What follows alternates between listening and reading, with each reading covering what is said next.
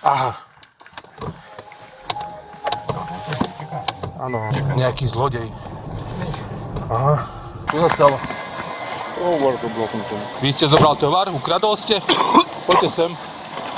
Ukradol tovar. Čo to je? Mi vypadol? Koho mobil? Neviem, tak koho z nich. A koho? Niekto to? Vám ukradli Oni vám tovar? ukradli tovar. Ďakujem. Je to všetko vaše? Toto všetko ukradli. Dobre, bol sám, alebo boli Nie, ešte s viacerí? jednou bol. Pôjdete s nami na stanicu. Predo mnou.